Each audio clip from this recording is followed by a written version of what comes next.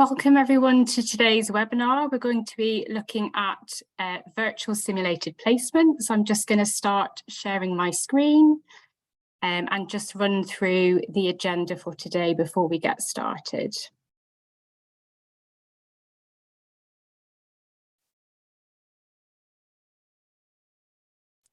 So hopefully everyone can see my screen. Please do use the chat function if there is any questions. If you're having any problems hearing, we have the Nursing Now team with us as well, who will be keeping an eye on the chat. But I'm delighted to be welcoming you to the webinar today that I'm co-hosting with the Nursing Now Challenge team. And also very delighted to have some of the participants who took part in this VSP joining us today as well. This is just some housekeeping. The session is being recorded today, and the recording from today's session will be available on the Nursing Now YouTube channel as well. As I said, we will look through the chat. There is a Q&A function as well, so if you do have questions, we can try and get to those and answer them during the session today. But any that we aren't able to answer today, then we will look at any questions we weren't able to answer and reach out to people to ensure that we have answered as many questions as possible. So just to look at the agenda for today, so just doing some welcome and introduction initially. I will start by giving an introduction and overview of VSPs. I'll also introduce myself properly. And then we will go into a panel discussion and Q&A session with some of the participants that did take part in this global VSP. So that's going to be for the majority of the webinar today, which I'm really looking forward to hearing all of their perspectives on what it was like to be involved. And then we'll finish off with some closing of the session and some final remarks and take any final questions that there may be as well. So to get started with looking at an introduction to VSP and to share some of our experiences and the outcomes from the global VSP that we developed in collaboration with a lot of different people, which again, I will talk through how we worked together on this global VSP. My name is Abigail Green. I'm Assistant Professor in Health Simulation at Coventry University. I tend to go by Abby, so Abby is fine to use if you have any questions that you want to ask in the chat as well. So I think really to set the scene, it's important to think about what do we mean by virtual simulated placement. So essentially it is the use of virtual environments, so browser-based environments that can be accessed via essentially anything that can be accessed via a screen. So that could be a laptop, a desktop, it could be things like a tablet, a smartphone, and it could be things like a virtual reality headset or a head-mounted device. And what we are doing is looking at replicating real-life settings, so real-life clinical situations, real-life patients, real-life health colleagues and healthcare environments. And that is in order to develop learners' proficiencies. What I will say, though, is that VSP is particularly for undergraduate nursing or midwifery or any healthcare education. It's not a replacement for practice-based learning. So when I say practice-based learning, thinking about things like clinical placements where we send learners out into the clinical setting to get that experience. But we do know that it can augment the clinical experience and it can better prepare the learner for either going into practice as an undergraduate or enhance their skills as somebody who already has a nursing or midwifery qualification. So what is the evidence for using this form of a simulated placement or a simulated program or virtual simulation? So we know that VSP experiences have been demonstrated to enhance learners' competency performance, enhance their confidence, their ability to retain knowledge and their clinical reasoning skills, and their satisfaction with a particular learning experience. And all of the references that I use on the slides today, if you scan the QR code, a reference list will be brought up for those. On the background of the evidence that we have for why virtual simulated placements can be effective in these domains that I've just discussed, we also know that there is global challenges in terms of the demand and the provision of practice-based learning experiences. So challenges that higher education institutions face, challenges that healthcare settings face as well in terms of providing experiences for learners' development, whether that's at an undergraduate level or postgraduate level. So we know that we need to be thinking about utilising novel approaches, looking at technology-enhanced learning to enable us to face some of these challenges. And technology-enhanced learning, virtual simulation, they give us an opportunity to engage and enhance learners' experience as well. There are other benefits that virtual simulated placements have in terms of they can reflect the fast pace of healthcare. So we can develop virtual environments that reflect the fast pace of healthcare, upskill our workforce in a way that is actually quite scalable because it can be accessed perhaps via a desktop or a laptop.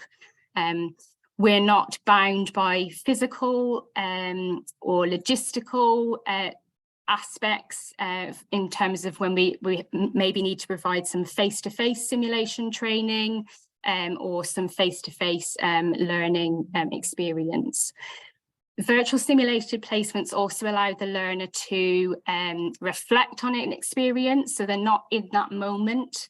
They can take time to reflect, and if it is a scenario that they're working through, they could work through that scenario many times until they feel confident with that scenario. It also provides a very safe learning environment. So it's risk-free. These are simulated scenarios. They're not real life patients. So it offers that safe space for the learner to explore what they might do in that situation. And it can allow collaboration between groups, as we see from our global VSP, which we'll hear some more from the learners who took part about how they were able to collaborate together on their learning. It can also allow us to overcome some ethical issues in terms of perhaps there is a situation where we maybe would not be able to provide that face-to-face experience. And we are able to do that in a virtual environment before the learner actually goes out to see that in practice. But why did we look at developing a global VSP? So we know that there are in the literature, there are many benefits. The evidence is emerging for the value of virtual simulated placements or virtual simulated experiences. But why did we develop this global VSP? So we were awarded funding by the Burdett Trust for Nursing, and that was for the development of a digital health innovation. And in partnership with the goals, this innovation needed to be in partnership with the goals of the Nursing Now Challenge. So one of the goals of the Nursing Now Challenge, as I'm sure many of you are aware of, is looking at that investment in nurses for developing their leadership skills. And I'm sure many of you are aware as well of the evidence which suggests the benefits of investing in leadership, and more recently looking at leadership in terms of digital literacy skill development as well. So the benefits we know to investing in our future workforce are job satisfaction, reducing levels of staff burnout and increasing retention of staff. And again, we know this is on a backdrop of shortages of healthcare professionals worldwide. And it can also enhance health outcomes, gender equality and economic growth.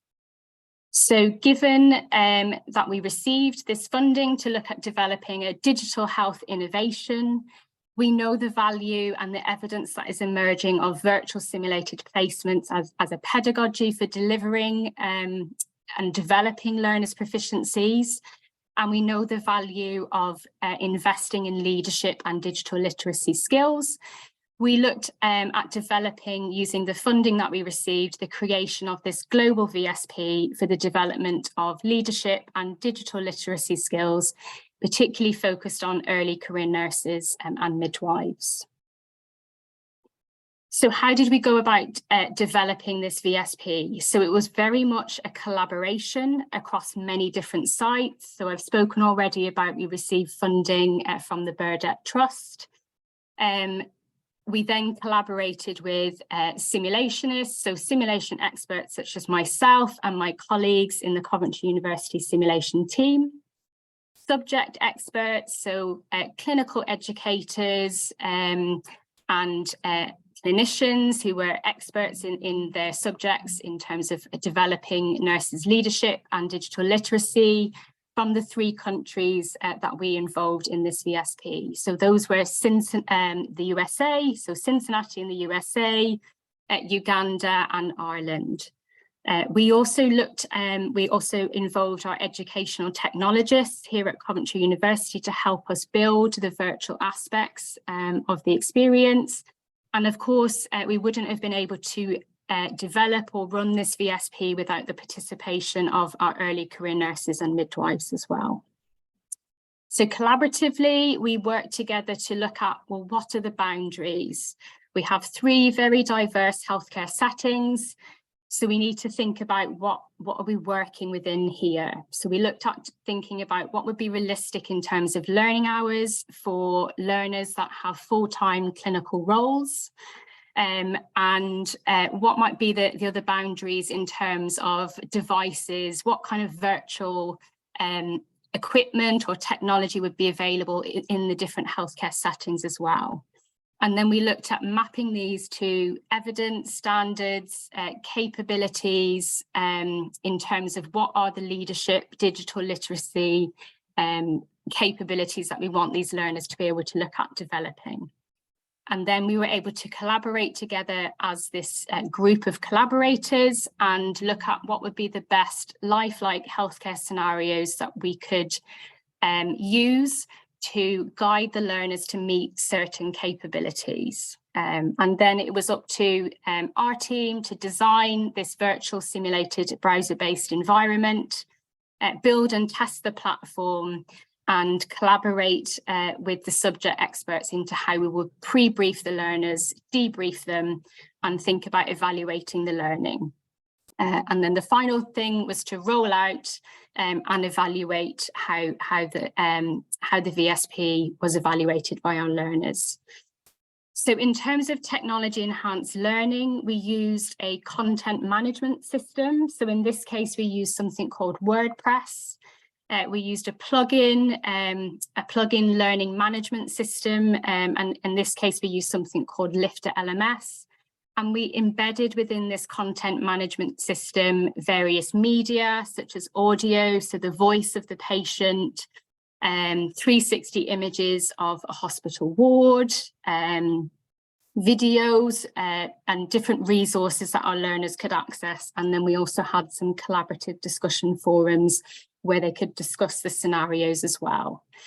And in terms of the virtual aspects, the VSP was accessible via desktop, laptop, tablet, and smartphone. So we know that learners were accessing on various virtual devices. If you would like to know a bit more about exactly what the global VSP looked like, again, if you scan this QR code, it will take you to what the learning outcomes and capabilities were, how many scenarios and how many hours that the learners worked through as well. In terms of the lessons that we learnt, so on the outset of developing this project, there was a paucity of evidence suggesting or talking about global learners coming together in this way in terms of a VSP. And one of my main take-homes was that actually the nature of the healthcare challenges that were faced across very diverse healthcare settings there was a global nature to it. So many of the scenarios that we developed and collaborated on were applicable for all of our learners, and they were able to discuss how they manage those healthcare challenges in their setting and perhaps learn from how others would manage those challenges in their own healthcare setting. Our learners embraced the opportunity to connect globally and share experiences and ideas to improve their practice. And we were able to show a proof of concept for a scalable and accessible global model for this type of learning and virtual simulation. I have just put a note here that I think it's fair to say that with advancements in technology enhanced learning, so thinking about technologies such as extended reality and artificial intelligence, I think our proof of concept model here is just touching the surface of what would be possible in terms of future developments in this area. Overall, I'd just like to kind of close up this part by thinking about what we have achieved and some of the feedback that we had from our learners before I pass you over to my colleague Kate, who's going to lead the panel discussion and the Q&A with some of the learners that took part, and an opportunity for you to ask us all on the panel here today any questions that you might have. We were able to, through this project, unite 48 learners from diverse locations who were able to gain insight into the different healthcare environments. And as previously mentioned, take away that learning from diverse systems and cultures. And of course, the huge benefit was that we have no limitation of physical presence. In terms of our evaluation, more than 90% responded to the evaluation questionnaire and were satisfied with the programme, stating that they would be able to implement their learning within 1 to 3 months. And I kindly had some quotes sent to me this week from some of our learners from Uganda. I won't read out this word for word, but essentially showing how they have been able to utilise the learning from the VSP. So when they've had challenging situations, they were able to use the skills that they learnt from the VSP and deal with the challenging situation more effectively. Some of the learners have been able to think about introducing things like Gibbs reflective practice and identify gaps and learning points for their unit or their healthcare setting. So that has been a wonderful thing to read some of the feedback from our learners as well. So just before I hand over to my colleague Kate to start the panel discussion with our learners, I'd just like to say a huge thank you to the Burdett Trust who funded our project, the Nursing Now Challenge for all of their support with the project management, my team and our project manager Roz Alstead, and all of the partners that took part in developing the content. So all of our subject experts from our different healthcare settings, and of course all of the learners that also participated in the programme as well. I have left our contact details here. So we've got our Coventry University simulation team. So if we haven't been able to answer your question today, or you'd like to contact us or connect with us, follow us on social media and see what further we do in this space, then please do. And there is some further information here as well. So there's some links. You can either scan the QR code or click on the link. So some information on the Nursing Now website about the VSP. We are also delighted that the project has been nominated for an award, so you can read some more about the awards that we have been nominated for.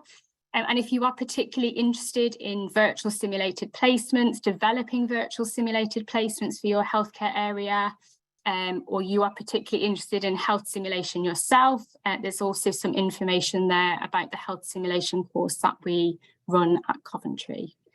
But thank you very much for your time, and I will hand over to Kate to start the panel discussion. Thanks, Abby. That was brilliant. That was such an interesting data set from the survey you've gathered and the impact of the work. So yeah, hi everybody.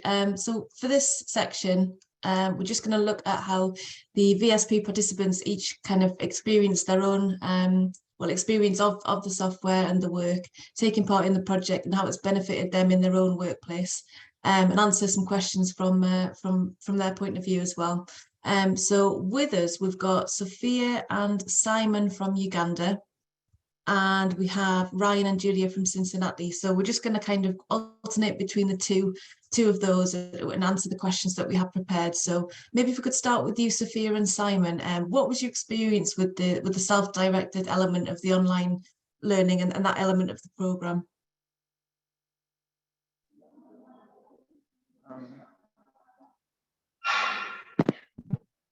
Thank you so much.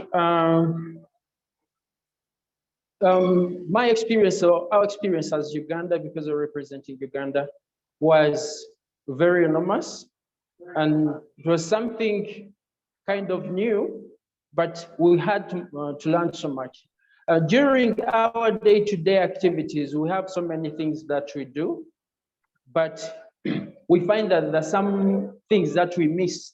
Now, when with the virtual simulated program, well, much as we had to fix some time during our other procedures, it kept on knocking on our heads, telling us that we have to live on something new. We have to learn, we have to find the time to see how we can progress, how we can push our profession forward. So we learned much. It had challenges as well, but at the end of it all, we picked so much regarding how well we can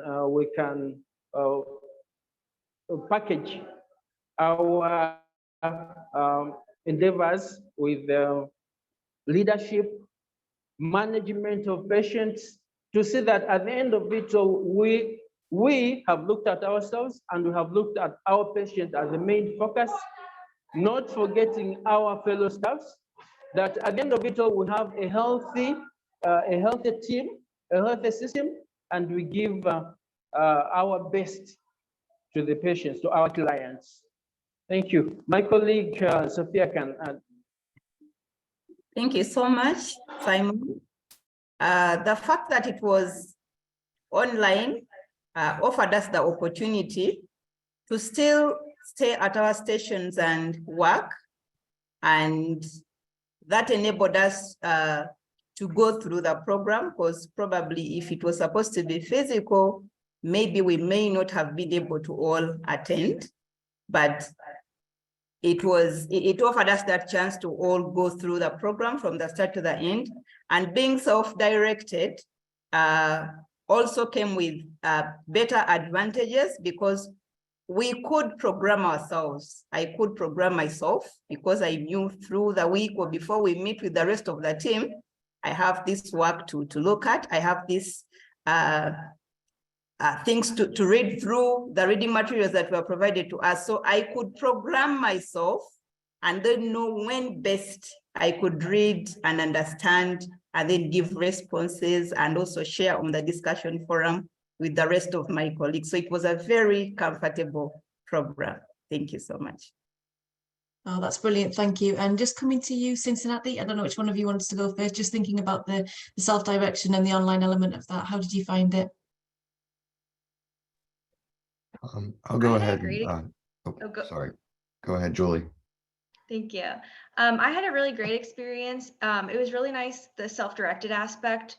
We had like a month to complete the different scenarios. So we had plenty of time to kind of read through the different questions and the different scenarios, really come up with our answers and think about it. And then it was nice to all kind of come together and listen to everybody else's experience and stories once we were able to kind of fully digest everything. I think that the setup online was pretty good. Getting the scenarios and everything, they were set up like shown in the slideshow with voice actors and pictures and scenarios that kind of brought it into real life. And I think the scenarios were something that everybody could relate to across the board, given all of their clinical practices. I know I could personally relate to most every month. And like Julie said, we had a month to work on the program, so we could reflect and get it done in between our work schedule. Also, I think something that impacted me the most was seeing that in the group discussions, we had the whole group discuss, and then we would break down into smaller groups and really get into the nitty-gritty of all of the information and the scenarios that we would experience in practice. I think that as a new nurse and early in our career, that at times we think that we are uniquely experiencing some things that others aren't experiencing, or we're just not getting it or understanding it. But I think the interesting thing to see was across the world that we were having shared experiences. Specifically, one example was during the VSP was RSV was big in Ireland and the United States. We were having very similar experiences. So I think that was very humbling and made the world a smaller place, seeing that we were all sharing similar experiences. Yeah, that's brilliant to hear that connection. Just staying with you, Ryan, and then Julia, could you just tell us about your day-to-day impact? I know you just touched on it a bit there, but just kind of how you've been able to implement it into your practice. If we just stay with you, Ryan, and then go to you, Julia. We'll go to Uganda after that. Yeah. So reflecting on some of the group practices throughout it, some scenarios dealt with like death, miscommunication with providers, and unruly patients. We reflected on those past experiences, and taking that, we've used it to better our practice, or at least my practice, I believe. And specifically like the Gibbs reflective cycle that we used prominently in the scenarios. I found myself using that as a whole, or parts of it, in training new nurses on our unit, describing scenarios, evaluating, analyzing, coming to a conclusion, and doing a further action plan. Particularly last week, I had a scenario where we spent some time reflecting on what we would do differently and how we would better advocate for our patient going forward, because the outcome wasn't quite moving in the direction that we wanted the duration of the shift. Even though we were trying to advocate for our patient, we reflected on what we would do better next time. I agree a lot with Ryan. A huge part of what I got out of this was a lot of what we learned with the Gibbs reflective cycle. We talked a lot about our own past experiences, which was really helpful to look back on and take our learnings from it. But it's also something that we're able to continue to apply in our everyday practice whenever we're kind of in an urgent or critical or just any situation. Just kind of taking the time and reminding myself, like, I need to step back, think about how I'm feeling, think about my action plan, kind of like Ryan said. So being able to step back and reflect has been huge. That's brilliant to hear. So just coming to you, Sophia, and then to you, Simon, just that question again, how it's been able to be implemented into your practice and your day-to-day life. Yeah, thank you so much. Just like the colleagues have said, I've also been able to use the Gibbs reflective cycle so much into practice. From our particular unit in Masaka, we were 4. So when we learned how to go about the Gibbs reflective cycle to solve problems, we agreed that at least every week or every 2 weeks, or earlier on, if we faced a challenge, we could come together and try to reflect on it and see how best to go about it. So we've been able to do that so much. And I've also used it on my particular unit with my fellow staffs, the juniors, including the students. We've used it to solve problems that pertain to patient care, but we've also used it to solve problems that pertain to us as staffs ourselves. For example, if a staff is conflicting with another, we've used that to be able to come up with nice solutions and move forward for the better of all of us and the clients inclusive. Thank you.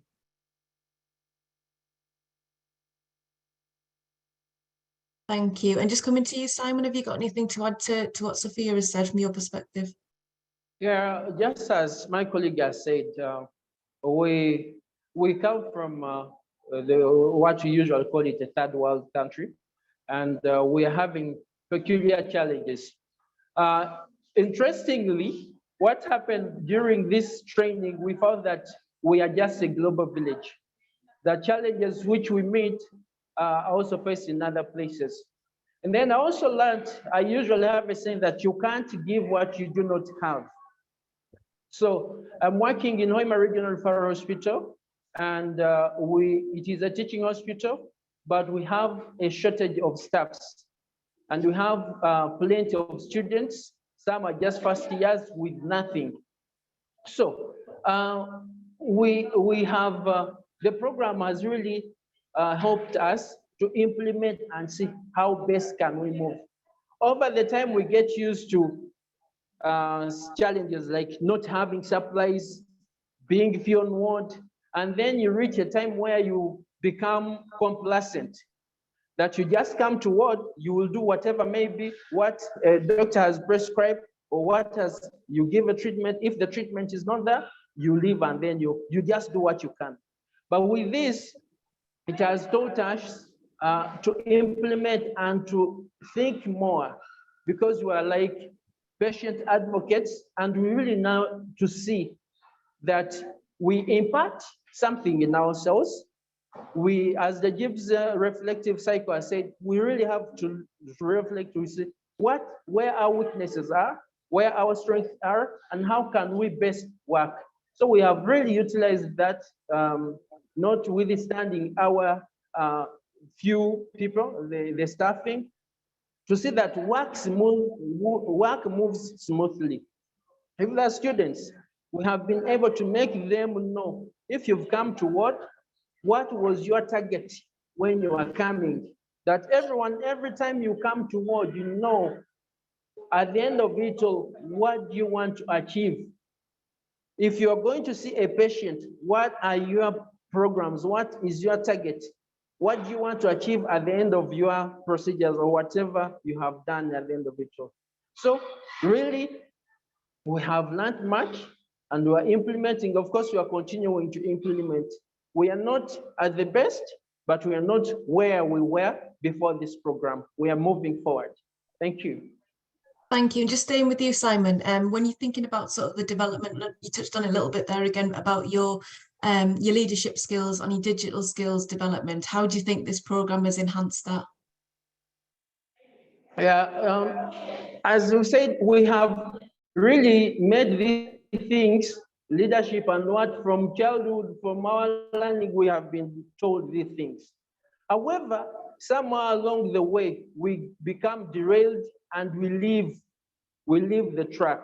So this program has enhanced us. When we're going, for example, the clinical leadership competency framework, which showed us about the leadership competencies that you need while you have advocacy. When you think of advocacy, we used to hear it when we were learning that a nurse is an advocate, a nurse is a caregiver, is a lover, a mother. But along the way, as you're working, we become beaten and we derail off the right path. But now this has reawakened our thinking, that when you look at advocacy, what are we going to do? I give an example. Currently, we are having a challenge in our hospital. The senior staffs are on strike, meaning it's a regional referral hospital, meaning we receive very many patients who need surgical interventions. Then you will have a patient. You as a nurse, you have done all the nursing interventions, but that's not enough. If a patient needs an operation, he needs an operation. So the advocacy aspect of it, we have been, at times we've been even calling people who are doctors who are supposed to be on duty, who are what? We talk to them in the way we have learned communication, proper and effective communication, to show them the plight of the patient, that the patient needs care. So like that way, we have been achieving the outcomes, the goals that you need. Then self-awareness, because as I said, you can't give what you do not have.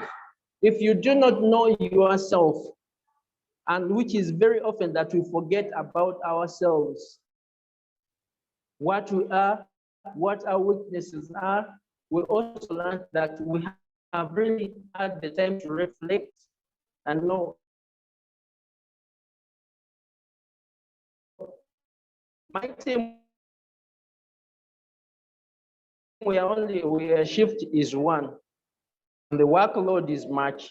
So we have had to look at ourselves, what are our strengths? Times that by the time you are leaving duty, you are really exhausted and you may even back at the patients. So because of this, we have been able to reflect and see ourselves. If we need to achieve this goal, a patient is a patient and needs love, needs care, needs direction.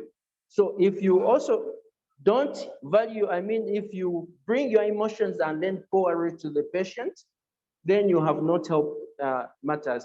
Then we look at how best can I handle this situation? How best can I see that the patients have been helped? How can we plan to look at decision making? Because it's one of the leadership competencies. Decision making, what decision should I make at what time? And what is going to be the implication for the betterment of the patients, the staffs, and the institution that you're serving? Because at the end of it all, there is an image that you have to keep. So I think that's what I have gotten from this and my leadership skills. And I believe I'm continuing, because it's not stopping, it's not a one-day thing. Every day we are adding, implementing on what we've learned from this program. Thank you so much. My colleague, maybe. Okay, thank you. Personally, the program was able to help me realize the personal effectiveness skills that a leader has to have in order for them to perform their leadership roles well. And then those intervention skills that a leader should have as they work with others in order to achieve a common goal. So under the personal effectiveness skills, I was able to appreciate the self-awareness. Following this program, I was able to look through myself a little bit more to be able to understand where my strengths are, my weaknesses, so that I work on the weaknesses and improve myself as a leader in order to be able to involve others properly, get the team together through good communication, effective decision-making, advocacy for us, the health workers and the clients. So since the training, things have been different. The way I've been doing things as a leader has been really different, and it has led to good outcomes that weren't there before, because previously I wasn't really referring to anything. But right now, when I'm faced with a challenge, as I go about my leadership skills, I have something to refer to.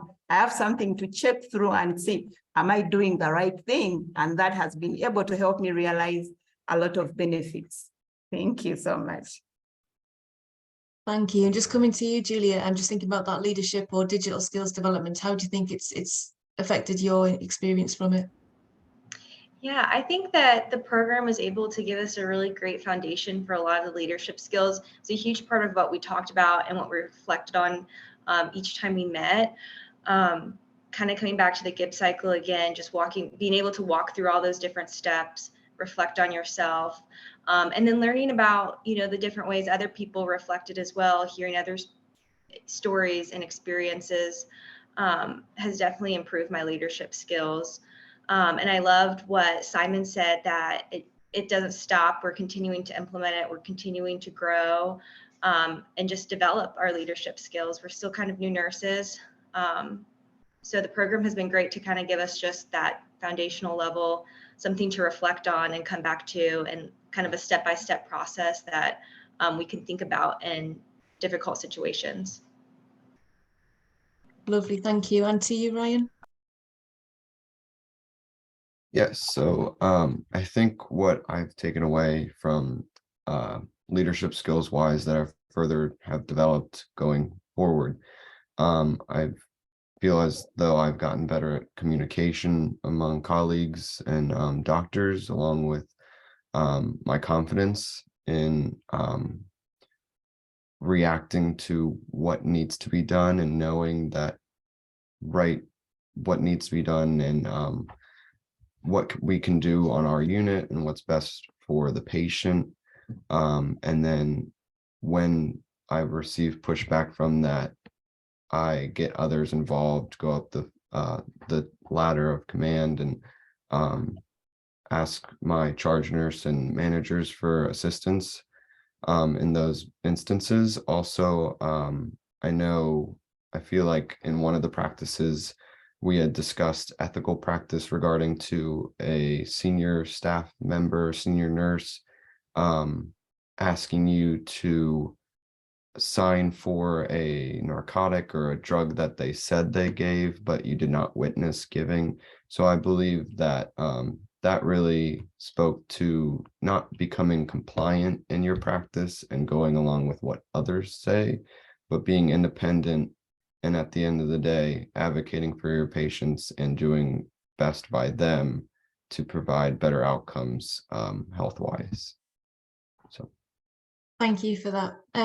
Yeah, just staying with you, Ryan. I think we've already talked about this. You've already discussed this. Thinking about kind of the world feeling like a smaller place when you're able to connect with colleagues all over the world. And is there anything just more to add to that? You know, the kind of benefits you get from that shared experience of coming to the sessions together.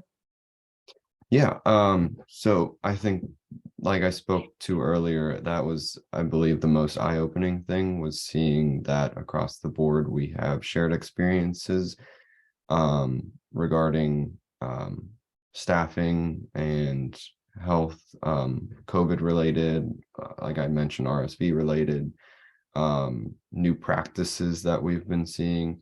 Also just seeing how various hospitals have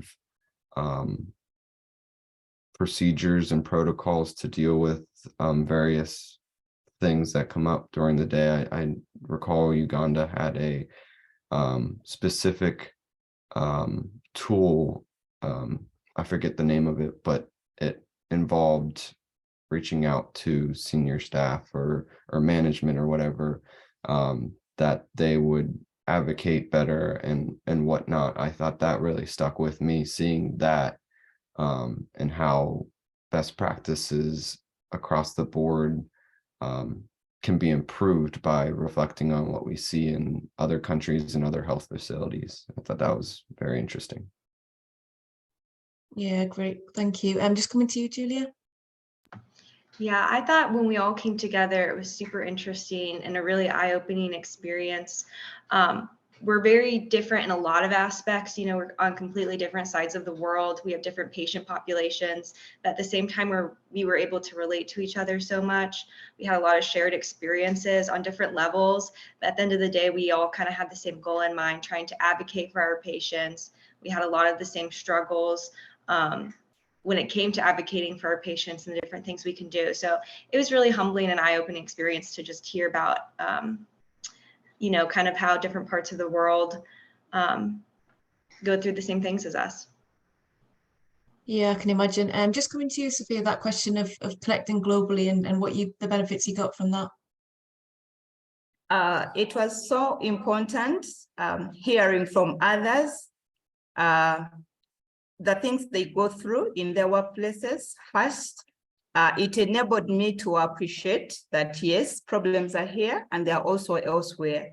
But then when it came to the approach to them, listening to the different ways of handling situations was very important, because it provided me with a chance to learn more on how differently I could go about a challenge. Because sometimes you think you're stuck or you think you have the best answer. But when you listen to somebody else and how they've gone about something and it has worked, then you're able to appreciate that you can also see something differently and realize probably a better result that you wouldn't have realized if it were just about how you understood something on your own. So it was very, very important sharing experiences with people from the different places of work.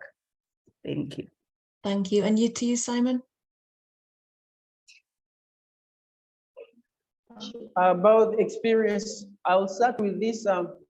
Man has a tendency of always feeling self-pity or some kind of self-centeredness and feels that everything should be on our side. And then there is also a tendency of procrastinating, to think everything is bad on my side. Now what can I do? Then a problem shared is a problem solved.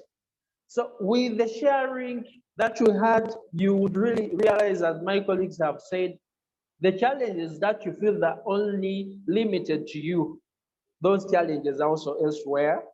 And you also see how people have been able to manage those challenges. Then you really realize that, well, we can. If I really do not procrastinate and think positively, solutions will be found.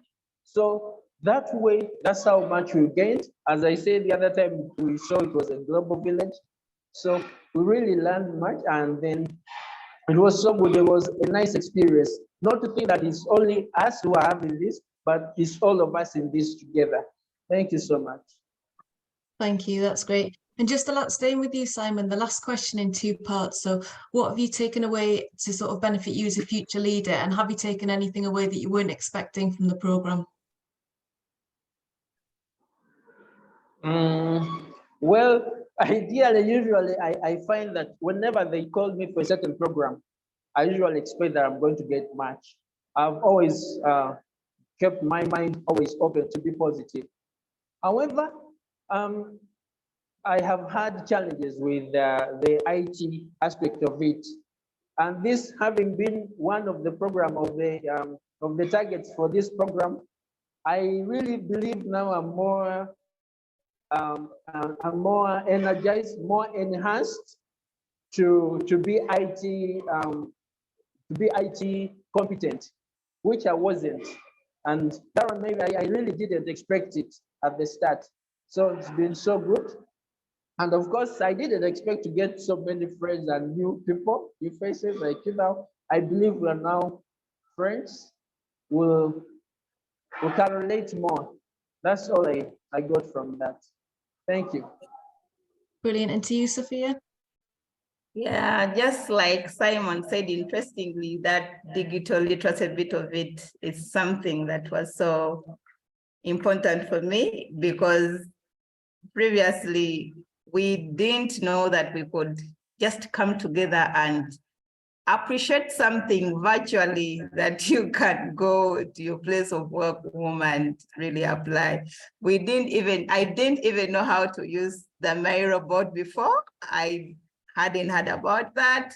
So using the discussion board and you have all the information from the rest of your colleagues was something really important. So the digital bit of it was really superb. And that different competencies under leadership that we learned. Yes, I knew that we were going to learn leadership competencies, but then the way they came in, the flow of everything to get me to appreciate these things that I could comfortably and proudly come and apply at my workplace and see things moving was really important. And I hope to just continue using such so that I improve care for my clients. Thank you so much. Brilliant. Thank you, Sophia. So just to you, Julia, how's it equipped you to be a future leader, and have you taken anything away that you weren't quite expecting from the program? Yeah, again, just kind of what everybody has said, like touching on different competencies of being a leader, and then also just the huge one coming back to reflecting in difficult scenarios, that, correct steps to take when we need to look back. Something that, we just kind of touched on that I really didn't expect to take away from it again was just the similarities across the board, talking to the other nurses from the different countries.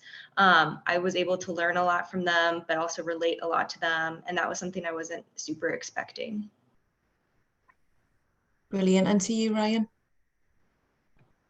I think that it was an interesting experience, not only being paired with everybody from across the world, but specifically people who were identified as leaders within my own hospital system, to see their shared experiences and how they push for better outcomes themselves has helped change my practice. Also, I found that I reflect more in not only my care, but my actions and interactions with parents and family members and whatnot. Because, for instance, at times our families move from across the nation to receive the care at our hospital.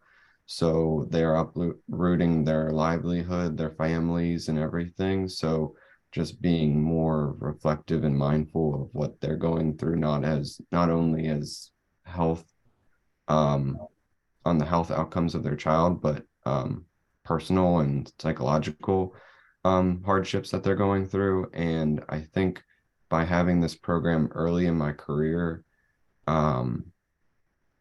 just after graduating, one would think my learning is done because I'm done with schooling and on to my career. I think this shows that we must always continue our learning, and the learning is just starting. We can't learn everything at once, and we won't know everything, but if we learn something new every day and learn from each other, that will help better outcomes for our patients.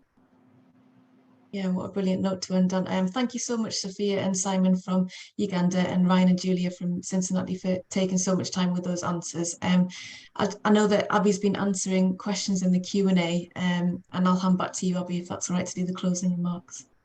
Yeah, thank you very much, Kate.